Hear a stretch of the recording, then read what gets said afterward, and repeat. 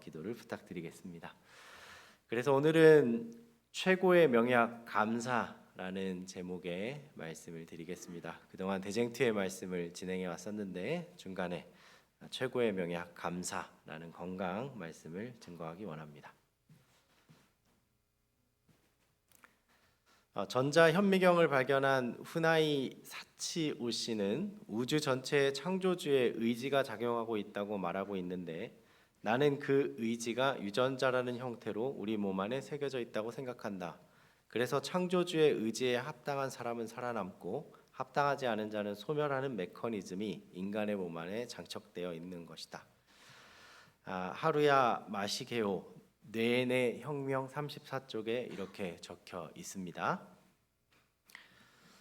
책에 의하면 1976년 뉴욕 의대 에릭 시몬이 엔돌핀을 발견했고요. 사람의 호르몬을 발견하면서 엔돌핀 호르몬을 발견했고, 1977년에는 골드스테인 엔돌핀보다 700배 효과가 있는 다이놀핀을 발견했습니다. 그리고 1983년 영국 네이처에 소개된 네네몰핀이라는 것이 발견되었는데요. 이것은 질병 치료 그리고 생명세포를 총체적으로 회복시키는 호르몬이라는 것을 발견하게 되었습니다. 그렇다면 엔돌핀, 이런 좋은 호르몬들을 나오게 할 수 있는 방법은 무엇일까요? 우리가 이미 잘 알고 있습니다. 그러나 한번 정리해 보겠습니다. 첫 번째, 고단백 저지방을 주식으로 하고 저칼로리 식사, 콩, 곡류, 채소, 해초류 등을 섭취하는 것입니다. 두 번째, 10시 전에 수면했을 때에 뇌내 몰핀이 나온다는 사실을 확인했습니다. 10시부터 12시 사이에 나온다는 것입니다. 세 번째, 땀나는 운동, 뇌 시상하부 자극을 일주일에 4번에서 5번 정도 했을 때 역시 좋은 호르몬이 나오는 것을 찾았습니다. 그리고 뇌파를 일으키라고 말하고 있습니다. 천연계를 감상하고 즐거운 음악을 듣고 친절과 봉사, 기도, 긍정적 사고방식을 가질 때, 그리고 용서할 때, 사랑할 때, 하나님께 감사한 마음을 가질 때 뇌파를 알파화시키는 뇌파에 대해서 먼저 좀 말씀드리겠습니다. 과학자들이 뇌에 주파수가 있다는 것을 발견했는데요. 그 주파수 영역대에 따라서 델파파, 세타파, 알파파, 베타파, 감마파 이렇게 5종류로 나누게 되었습니다. 델타파는 여러분 잘 아시듯이 잠잘 때 나오는 뇌파입니다.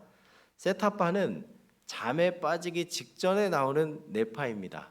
그리고 또 창의적인 생각을 이렇게 골똘히 하고 있을 때 나오기도 합니다. 그리고 알파파는 마음이 평안하고 안정된 상태에서 나오는 뇌파입니다. 베타파는 활동하는 동안 좀 불안하고 또 긴장하고 복잡한 계산을 할 때 베타파가 나오죠. 감마파는 초조한 상태에서 주의를 굉장히 집중하고 있을 때 감마파가 나옵니다. 이 여러 뇌파 중에 이 학자들이 발견한 것은 알파파가 나오는 그 순간에 아주 좋은 호르몬들이 우리 몸을 회복시키는 그 호르몬이 나온다는 사실을 발견하게 됐습니다. 우리 잘 알려진 김지선 씨 아시죠? 오빠와 함께 작은 소형차를 몰고 정지선에 정지해 있었는데 음주운전 하는 사람이 와서 차를 들이받게 됩니다. 근데 불행히도 차에 또 불이 붙게 되죠. 그러면서 오빠는 먼저 나갔는데 이 김지선 씨는 나오지 못했어요. 그래서 오빠가 차 문을 억지로 열고 그 불이 붙어 있는 여동생을 끄집어내죠. 그리고 나서 자기 얼굴이 완전히 바뀐 모습을 이제 직면하게 되고, 또 피부를 한번 벗겨내는 고통, 그 고통을 감수하게 되는데, 그때 이 김지선 씨의 명언이 있습니다. 만약에 가해자가 찾아온다면 용서했다고 전해달라고. 바로 이렇게 남을 용서하고 내가 고통 중에 있지만 평안한 상태를 유지하는 그때 나오는 뇌파가 바로 알파파입니다. 덕분인지는 모르겠지만 잘 회복되어서 지금은 아주 건강하게 대학의 교수로 활동하고 있는 것을 보게 됩니다. 뇌파는 알파, 베타 엔돌핀, 뇌내 호르몬을 다량 발생하게 한다는 사실을 발견하게 됐습니다. 잠깐 뉴스를 하나 보도록 하겠습니다.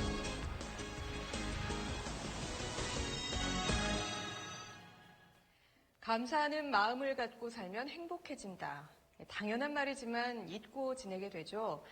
그런데 실제로 감사하는 마음을 가지면 우리 뇌가 변하고 삶도 달라질 수 있다는 사실이 의학적으로 증명됐습니다. 남주현 기자가 보도합니다. 엄마가 내게 해주셨던 여러 가지 고마운 일들을 하나하나 생각하면서 30대 직장인에게 어머니에 대한 고마움을 떠올리게 하는 메시지를 5분 동안 들려줬습니다. 심장박동이 안정적인 파형을 그리고 표정은 편안해집니다. 엄마하고 손잡고 시장에 가서 그 초콜릿 샀던 그런 옛날 추억들도 떠오르더라고요. 그런 좀 아련한 기억들. 잠시 뒤 자책하고 원망하라는 메시지를 들려줬더니 서서히 표정이 굳어집니다. 나를 늘 화나게 하고 괴롭히는 사람들의 얼굴을 떠올려 보세요. 감사하거나 반대로 원망할 때 표정만 달라지는 게 아닙니다. 국내 대학병원 연구팀이 두 가지 상반된 감정을 느꼈을 때 심박수와 뇌의 변화를 측정해 봤습니다. 감사할 때의 심박수 평균은 차츰 감소하는 반면 원망하면 스트레스를 받을 때처럼 증가합니다. 심박수가 달라지는 건 상황에 따라 우리 뇌도 계속 변하기 때문입니다. 측좌핵 등 뇌 여러 부위에 걸쳐 있는 보상회로가 즐거움을 관장하는데요. 감사하는 마음을 가지면 보상회로가 뇌의 많은 부위에 연결돼 즐거움을 더 잘 느끼게 된다는 게 기능 MRI 영상으로 확인됐습니다. 흥분되기도 하고 억제되기도 하고 하는데 그게 이제 계속 반복해서 나타날 때 변화들이 쌓여서 영구적인 효과로 나타날 수 있는 거죠. 누군가를 탓하고 원망하기보다 늘 감사하는 마음을 가지려고 애쓰면 우리 뇌가 변하고 삶도 달라진다는 얘기입니다. SBS 남주현입니다. 1800년대 미국의 의학 수준은 뭔가 사람이 잘못됐고 정신적 문제가 있으면 일단 안에 있는 피를 좀 뽑아야 된다. 뭐 이런 수준의 의학 수준이었는데 저희 보감의 말씀을 보면 참 놀랐습니다. 이렇게 말합니다. 거의 모든 사람에게 심신의 질병을 가져오는 것은 불만의 감정과 불평하는 정신이다. 불평과 잔소리 한마디 한마디는 당신의 집안에다가 한 곡괭이씩 무덤을 파들어가는 것이다. 불평하는 것은 문제가 크기 때문이 아니라 우리의 마음이 좁기 때문이다. 증언의 말씀은 이렇게 마음과 건강의 상태를 조화시키고 있습니다. 그러나 감사는 참 좋은 점들이 많습니다. 감사는 그냥 감사했다로 끝나는 게 아니라 감사가 축복의 문을 열어주고 또 이미 주신 것들을 또 보게 해주고 또 절망의 문을 닫아주고 환한 미래를 열어줍니다. 형제, 가정, 이웃의 장점들을 보게 만들어 주지요. 감사는 생명의 길입니다. 감사는 감동, 감사할 수밖에 없는 가득한 일로 가득하게 하고 감사가 쌓이면 감격하게 되고 그에 감응하게 되고 하나 되고 그리고 행복감을 느끼게 됩니다. 마태복음 7장 13절 14절은 이렇게 말합니다. 좁은 문으로 들어가라. 멸망으로 인도하는 문은 크고 그 길이 넓어 그리로 들어가려는 자가 많고 생명으로 인도하는 문은 좁고 길이 협착하여 찾는 이가 적음이니라. 감사가 얼마나 많은지 한번 보시겠습니다. 이렇게 감사의 종류를 분류하면 이렇게 많습니다. 가시감사, 고난감사, 벼랑감사, 일상감사, 제로감사, 역전감사, 작은감사, 평생감사, 너로감사, 구원감사, 주신감사, 베품감사, 호흡감사, 건강감사, 안정감사, 인도감사, 가족감사, 친구감사, 교회감사, 과거감사, 미래감사, 현재감사, 절대감사, 감사감사 참 많습니다. 그런데 이 중에 한 7, 8가지를 추려서 어떤 감사들이 있는지 한번 보도록 하겠습니다. 인도 감사입니다. 잠언 3장 5절로 6절은 이렇게 말합니다. 너는 마음을 다하여 여호와를 신뢰하고 내 명철을 의지하지 말라. 너는 범사의 글을 인정하라. 그리하면 내 길을 지도하시리라. 하나님이 지도하시는 것을 인정하시고 그분이 인도해 주신 것에 감사하는 것이 인도 감사입니다. 우리가 알거니와 하나님을 사랑하는 자 곧 그의 뜻대로 부르심을 입은 자들에게는 모든 것이 협력하여 선을 이루느니라. 성경에 이렇게 하나님의 인도하심에 감사했던 유명한 사람이 있습니다. 바로 요셉입니다. 요셉은 그가 어린 시절에 가족들을 떠나고 노예 생활을 하고 또 종도 되고 다시 감옥에 갇히기도 했지만 그 모든 것에 대해서 이렇게 고백합니다. 당신들이 나를 이곳에 팔았다고 해서 근심하지 마소서, 한탄하지 마소서. 하나님이 생명을 구원하시려고 나를 당신보다 먼저 인도하셨나이다. 보내셨나이다. 인도하셨나이다. 그 인도하신 하나님께 감사하고 있습니다. 가시 감사입니다. 내 몸에 어떤 가시가 있는지, 우리 가시가 있을 수 있죠. 바울에게 있던 가시는 눈이 잘 보이지 않았던 것 같습니다. 그런데 바울에게 하나님이 하신 말씀은 9절 말씀에 내게 이르시기를 내 은혜가 내게 족하도다 라고 말씀하셨습니다. 그렇다면 가시, 눈이 잘 보이지 않는 상태로 평생을 사는 것은 불평할 만한 이유이고 또 그것은 정말 불편한 삶이기도 합니다. 그런데 어떻게 감사하며 살 수 있을까요? 그리고 그 가시에 대해 감사했을 때 어떤 축복들이 있을까요? 바울은 말합니다. 너무 자고하지 않게 하려 하심이라. 가시가 있으므로 하나님이 나를 너무 교만하지 않게, 나를 너무 의지하지 않게 만들어 주셨다고 고백합니다. 이는 그리스도의 능력으로 내게 머물게 하려 함이라. 가시가 있으므로 내가 나를 의지하지 않고 하나님을 의지하게 되었다라고 바울은 고백합니다.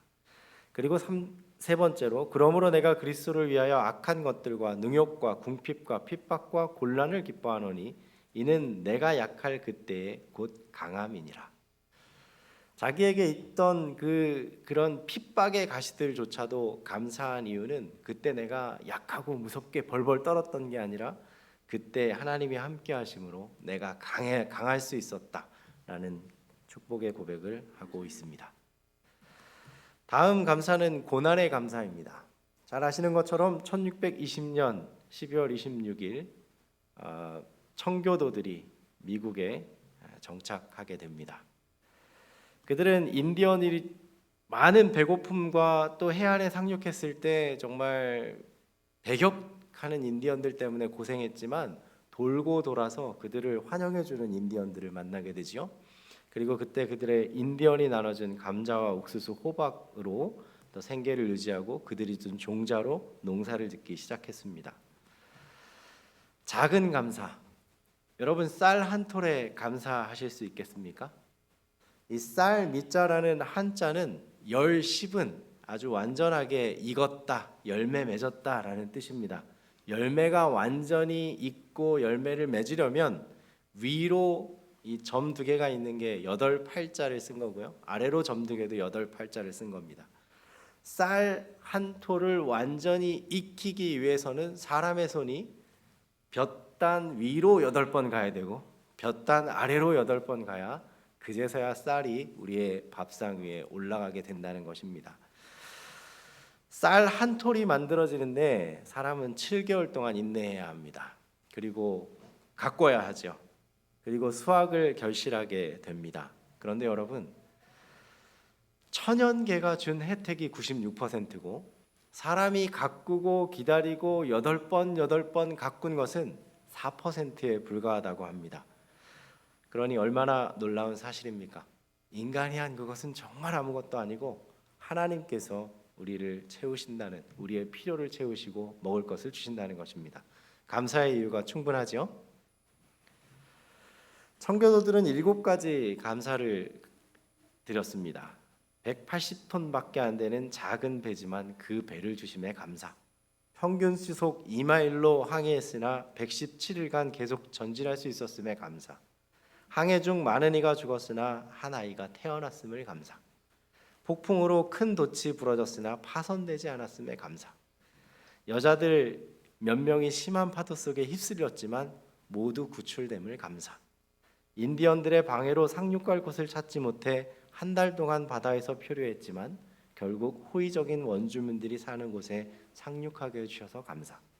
고통스러운 3개월 반의 항해 도중 단 한 명도 돌아가자는 사람이 나오지 않았음을 감사. 일상 감사입니다. 노상 감사하는 것이죠. 엘버트 아인슈타인은 말했습니다. 인생에선 두 종류의 삶이 있다. 하나는 기적 같은 건 없다고 믿는 삶이고 다른 하나는 모든 것이 기적이라고 믿는 삶이다. 그런데 내가 생각하는 인생은 후자의 삶이다. 세상 사는데 기적이란 없다 생각하고 그냥 사는 사람들. 그러나 내가 사는 한 가지 한 가지가 다 기적이라고 생각하는 사람들. 아인슈타인은 내 삶 전체가 기적이라고 생각하고 감사하는 삶을 살았습니다. 그런데 참 재미있는 사실은 감사가 기적을 낳기도 한다는 것입니다. 2차 세계대전 후에 일본 해군 장교 가와가미 기이치 씨는 고국에 돌아왔을 때 고국이 완전히 폐허가 된 걸 보게 되죠. 감사할 조건이 하나도 없었습니다. 그래서 불평하기 시작했습니다. 원망하기 시작했죠. 그러자 그가 질병에 걸리게 됩니다.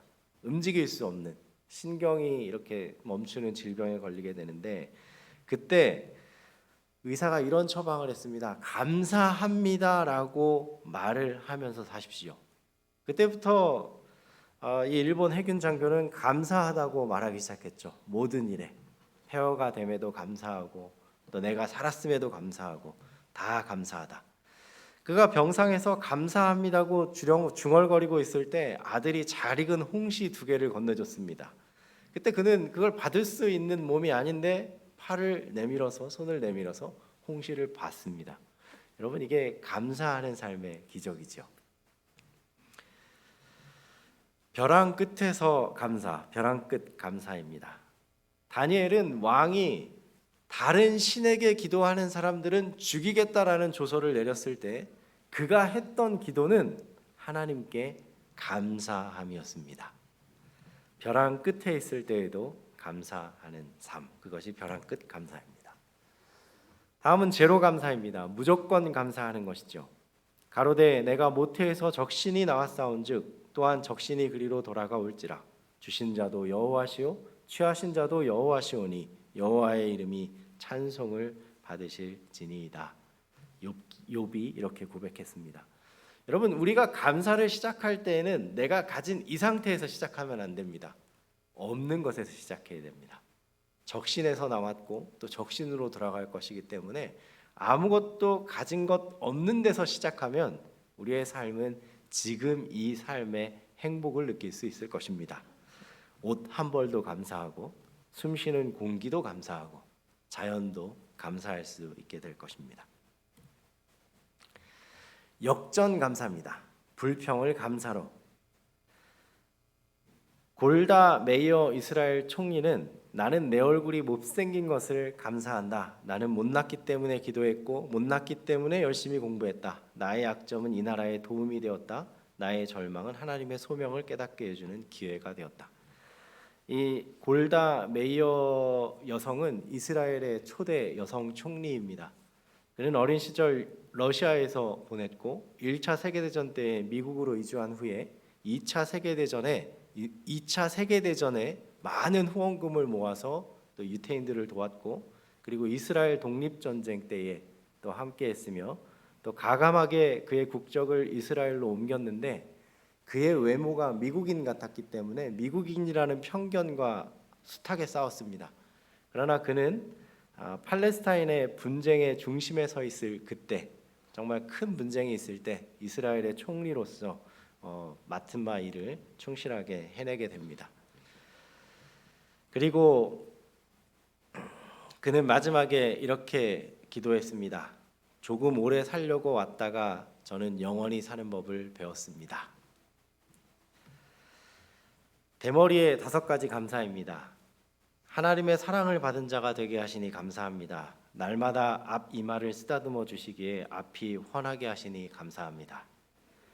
대머리인 사람, 얻어먹는 사람 못 봤으니 평생 먹고 살 걱정 없게 해주시니 감사합니다. 하늘과 직통하게 하시니 감사합니다. 영성이 충만한다. 막히는 게 없다. 엘리사, 대머리 엘리사입니다. 비누, 샴푸, 물을 절감케 하시니 감사합니다.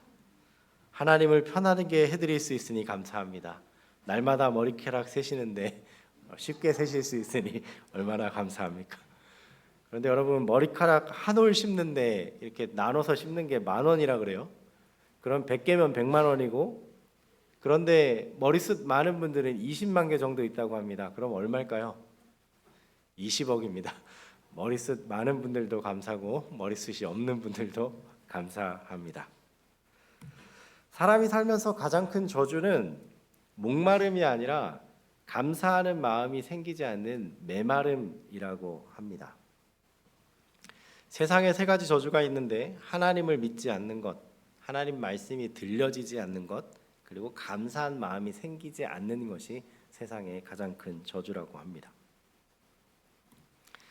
한자말에 약이라는 글자가 있는데 이 약이라는 글자는 그 위에 풀초자를 쓰고 그 아래 즐거울 낙자를 쓰고 있습니다. 그러니까 채식을 먹고 즐거워하는 것이 바로 약입니다. 채식을 하고 즐거운 마음가짐으로 사는 게 약이라고 말하고 있죠. 작은 것에도 감사. 찰스 스펄전은 이렇게 기도했습니다. 촛불을 보고 감사하면 전등불을 주시고 전등불을 보고 감사하면 달빛을 주시고 달빛을 보고 감사하면 햇빛을 주시고 햇빛을 보고 감사하면 천국을 주신다. 평생 감사.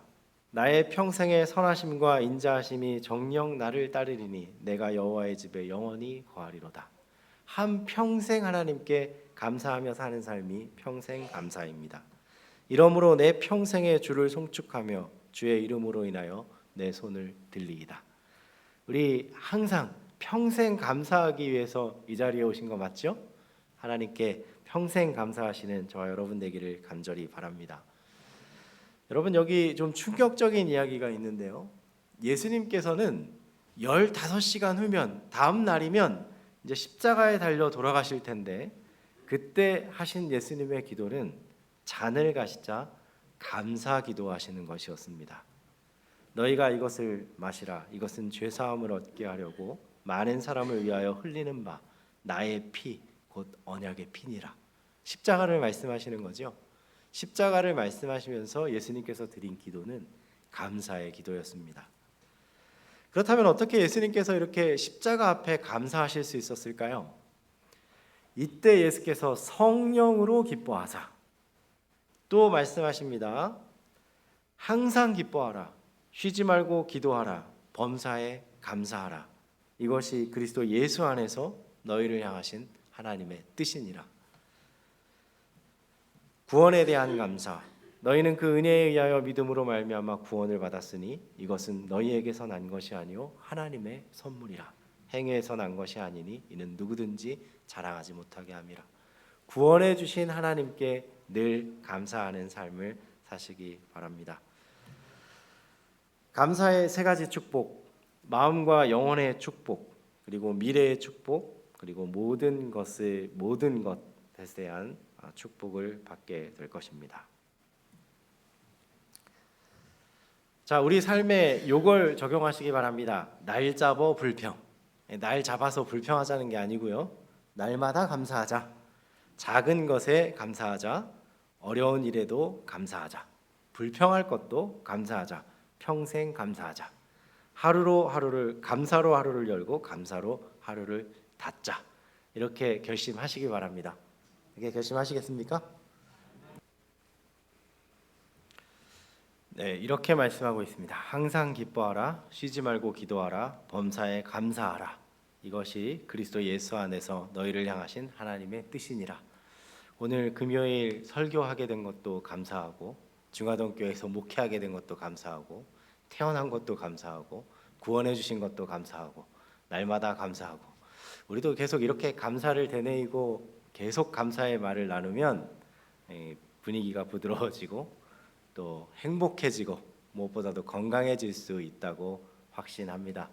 감사한 삶으로 또 건강한 삶 되시고 또 하나님께 영광 돌리는 저와 여러분 되기를 간절히 바랍니다. 하나님께서 우리 삶에 감사의 제목을 넘치도록 주시기를 바라며 말씀을 드리겠습니다.